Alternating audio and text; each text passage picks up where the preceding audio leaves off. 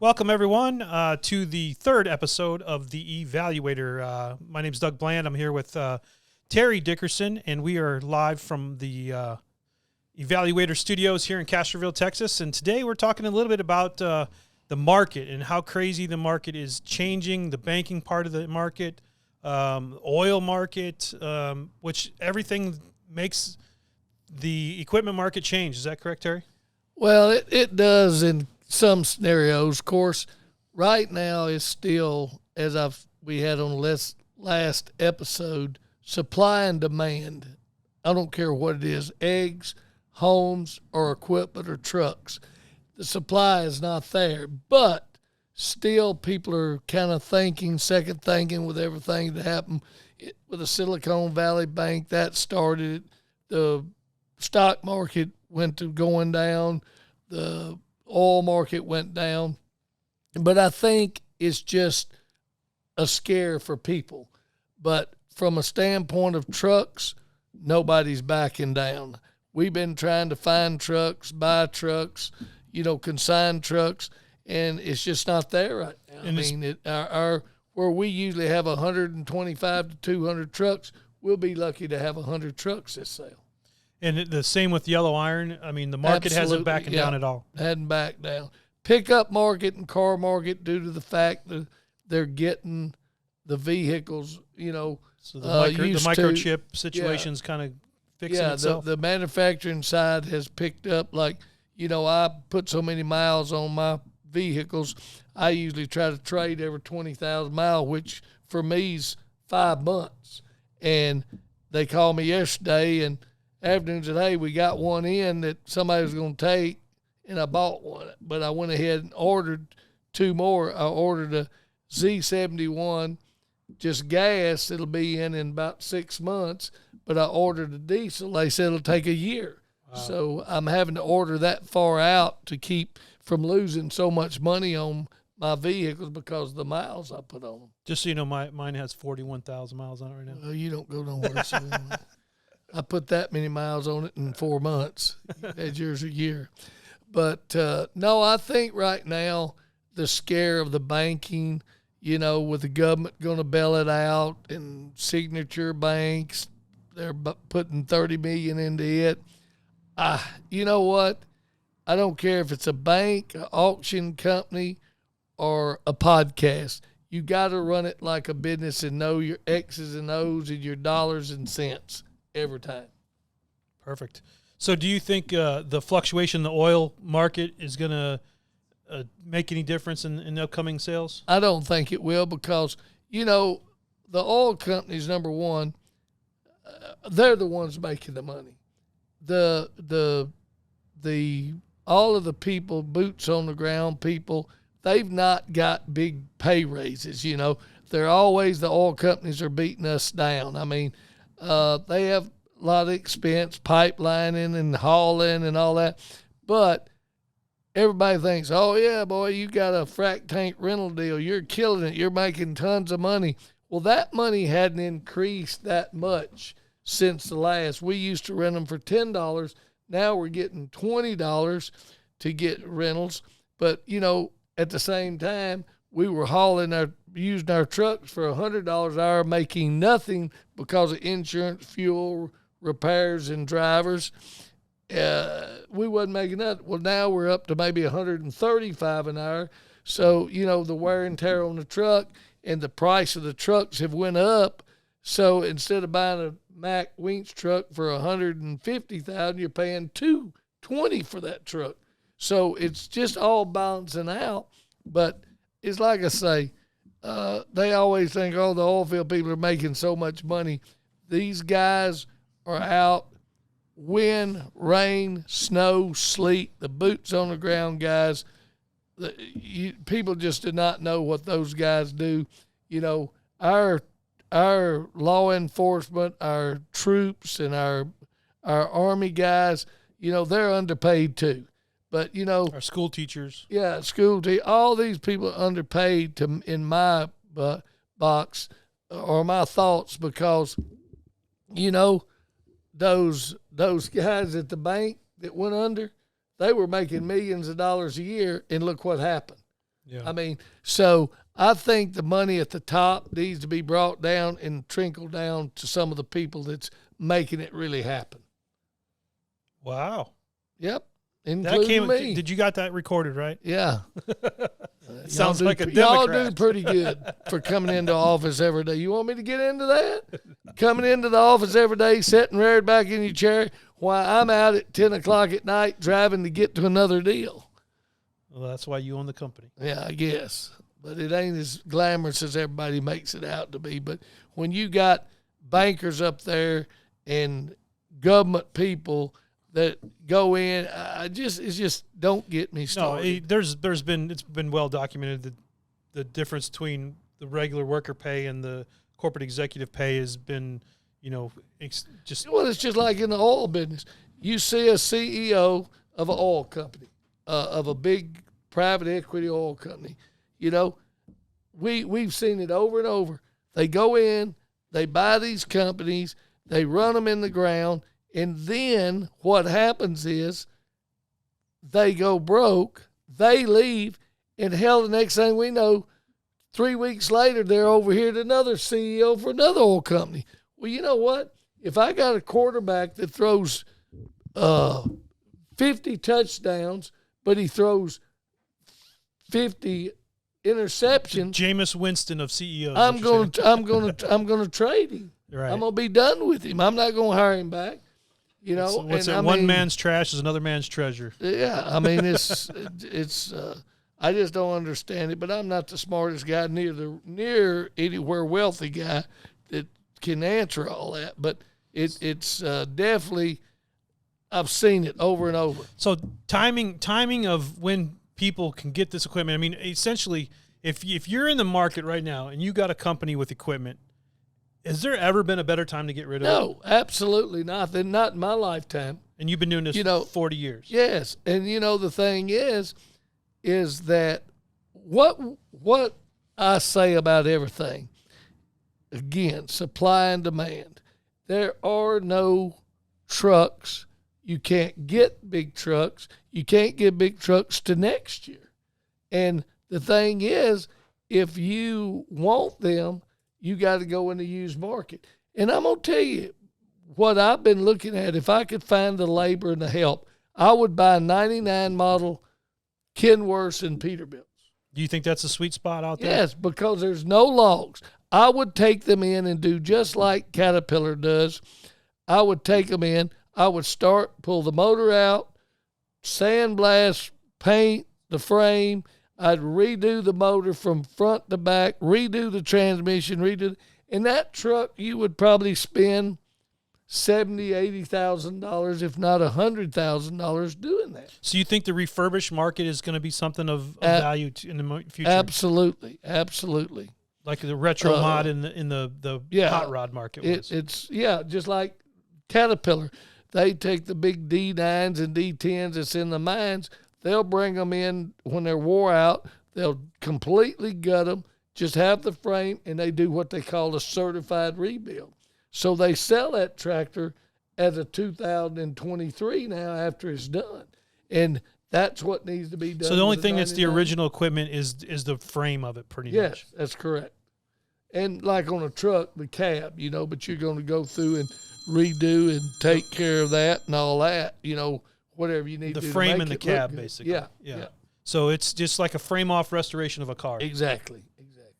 I mean, the motor, transmission, the rear ends, all that, the brakes, all brand new. And like we did, we just took a vacuum trailer.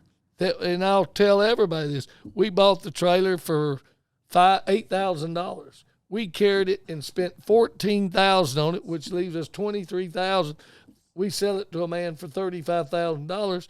But if he would have went and bought a brand new truck brand new vacuum trailer like it, it'd be north of $80,000. So he got a good deal. We made money, and that's what we're planning to do. But the title still remains 2000. So, but for the deaf and all that kind of stuff, from registration and fees and things, the older trucks that you retrofit still stay with the year that it was built. Yeah, it would stay the steel year. So like a 99 model, you don't have to have electronic logs from 2000 back. so you don't have to have all the electronic, and you can cheat. That's what it's about. You can cheat in your log. It's a gray area. It's it's a gray area, but that's what it's about. We play within the gray area. Yeah, exactly. Nothing's black and white. Yeah. So as far as timing and everything, and getting these stuff in, getting it up quick, getting it up fast. I know we've had analytics that show us, the sooner that people can get this stuff to us, the sooner we can market it, the sooner it goes into our catalogs and people start bidding on it.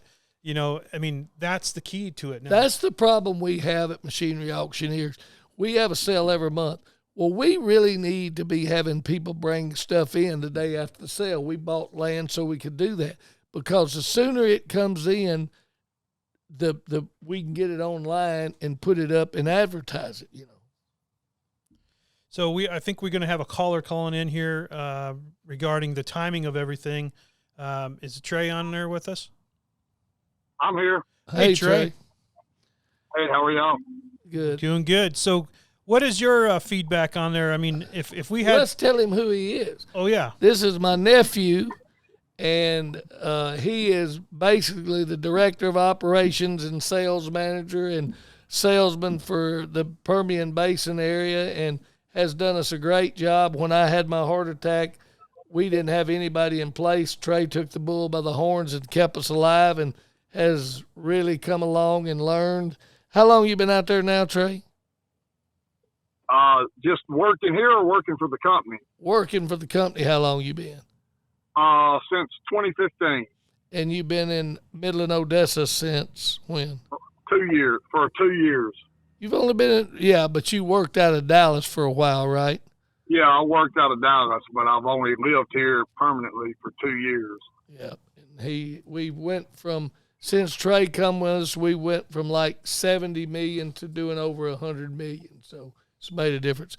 But what we're talking about is why people should bring their stuff in earlier than wait till the week before the sale.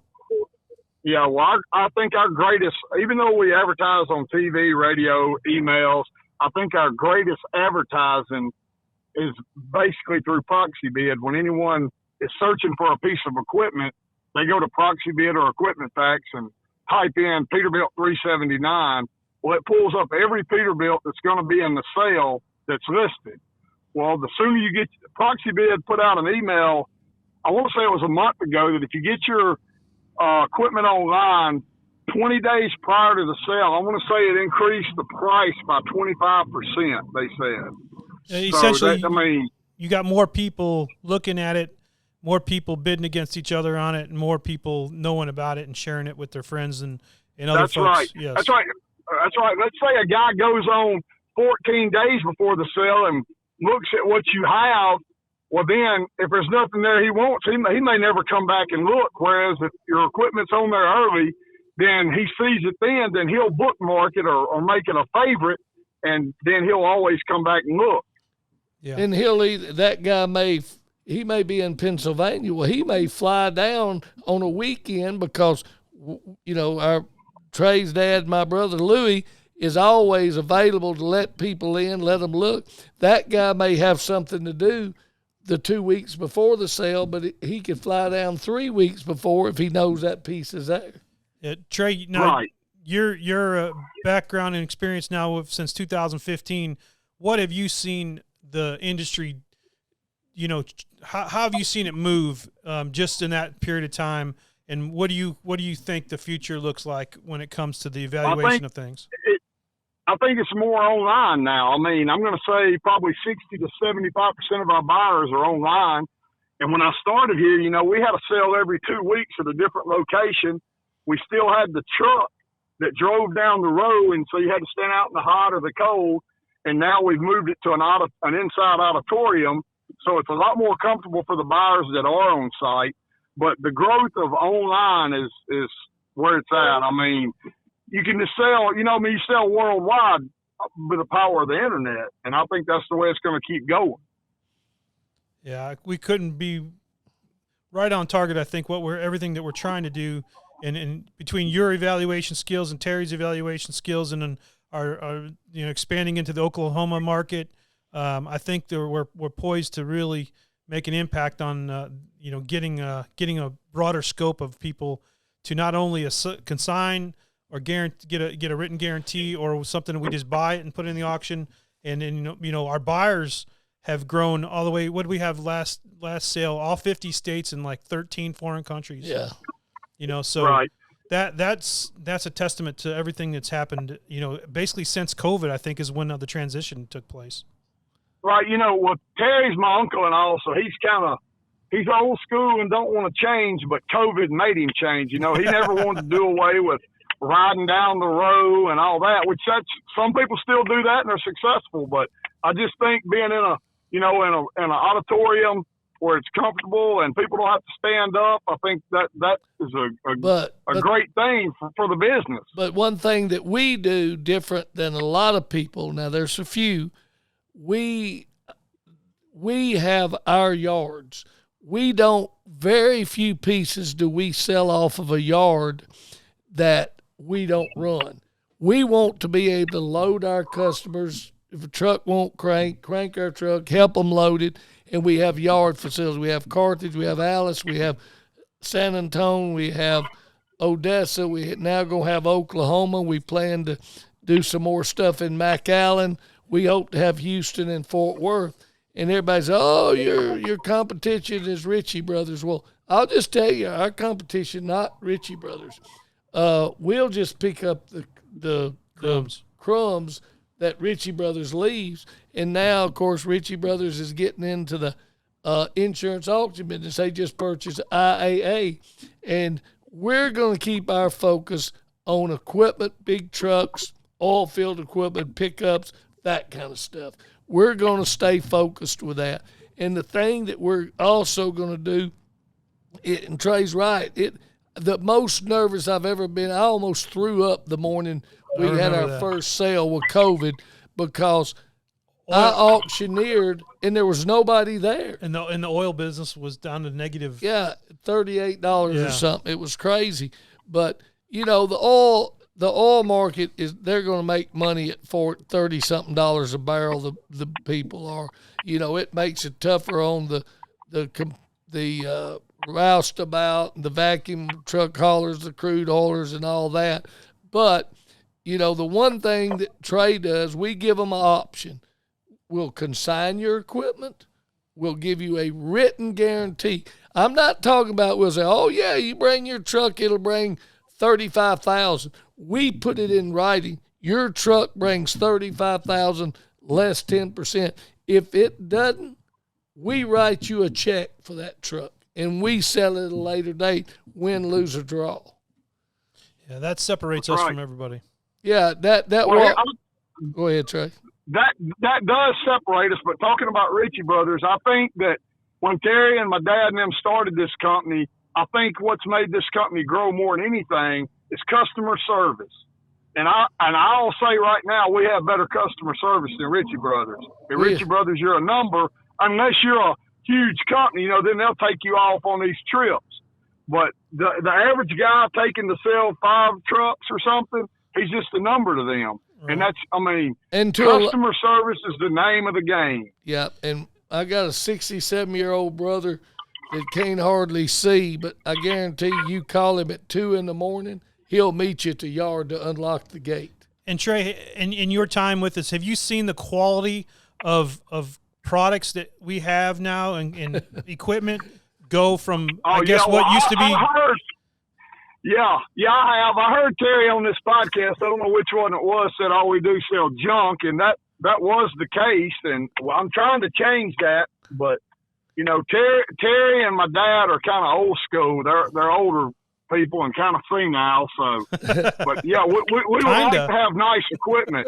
Here's the deal: if you've got nice equipment, you don't have to worry about buyers. It's when you have junk you have to worry about the buyers showing up and paying a premium for the item. No, he's right. If it's nice, it takes care of itself. If it's junk, we have to work harder to get it sold. Here's another thing that separates us from other people is that it might be a piece of junk, but when our mechanic crews start working on it, replacing the batteries, putting new bumpers on them, and taking a pig and putting some beautiful lipstick on it, and that piece of equipment brings way more than you ever dreamed it was going to be because we went that extra step to make it. Well, we've been working with a company this past couple of sales that there's nobody, absolutely no auction company in this world that would have done what we've done. We have went and pulled stuff out of the weeds that did not run. They stole parts to put on other trucks.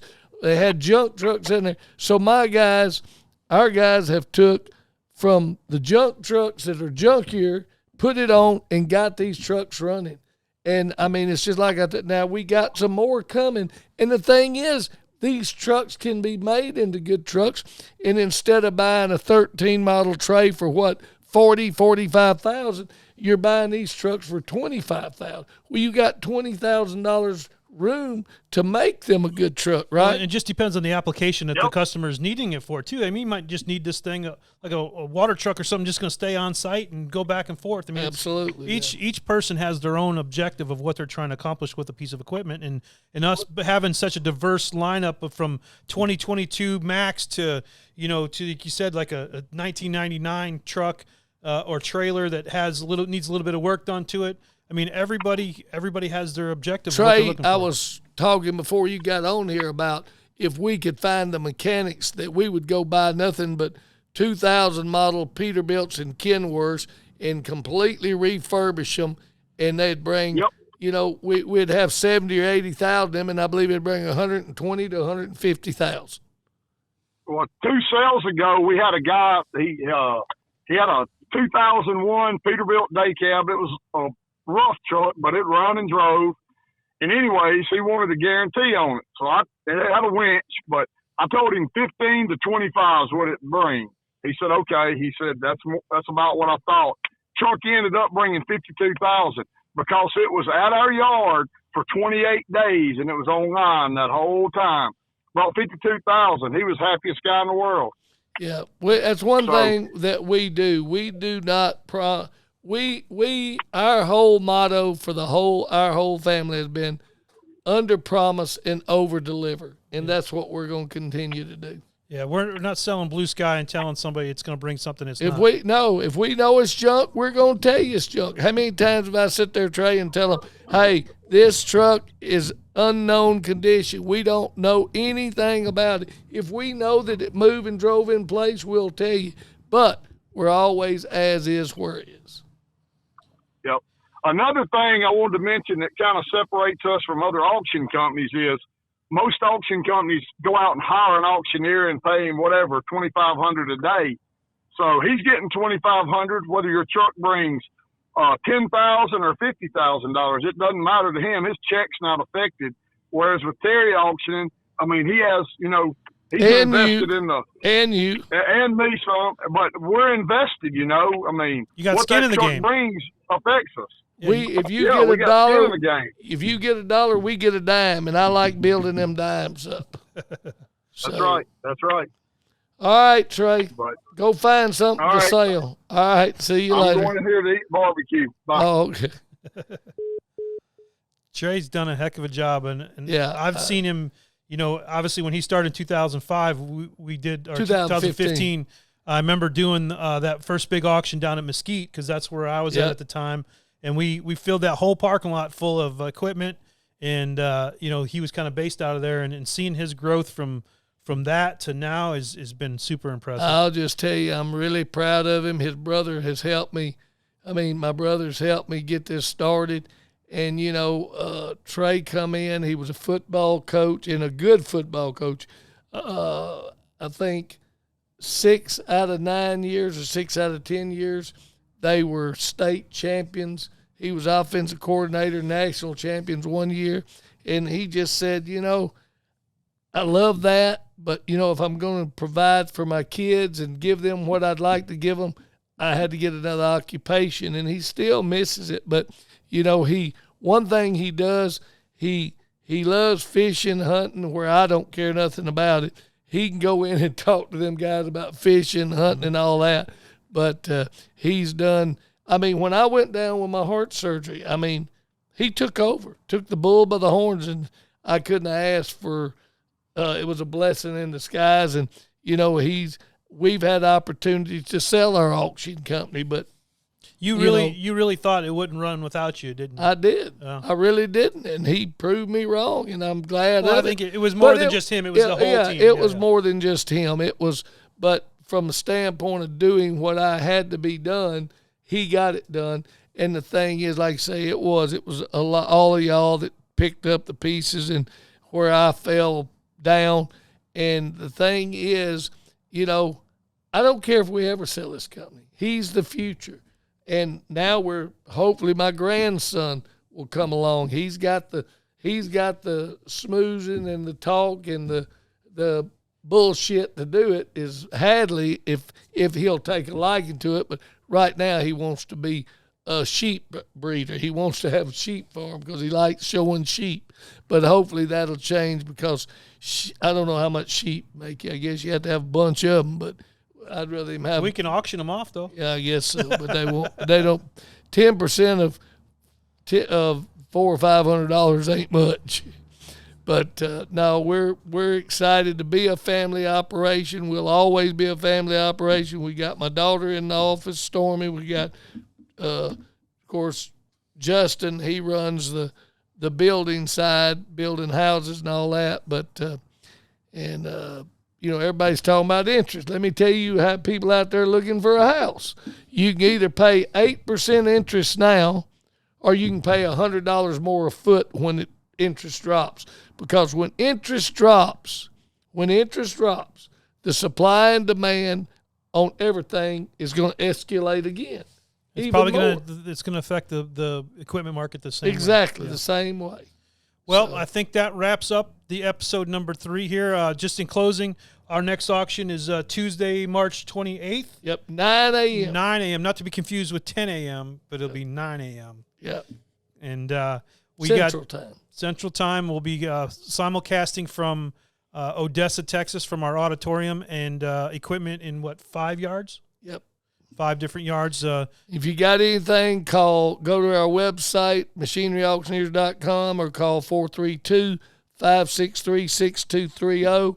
And I know we've been a running commercial for Machinery Auctioneers, but we're going to start taking calls in probably another 2 episodes from the public that you can call in, and we'll tell you what we think your piece of equipment, truck, trailers, whatever it is, we'll tell you what it's worth. And on another thing, from an expansion standpoint, we're excited to announce we are having a new location in just outside of Oklahoma City, El Reno, Oklahoma. We've got a new salesperson hired. We've got looks like we've got a bunch of resumes for yard guys there. Yep. So it's going to be a pretty cool thing to expand into that Oklahoma City market with Machinery Auctioneers branding there. So that ends our episode here, and we will be back with you next week. Thank you.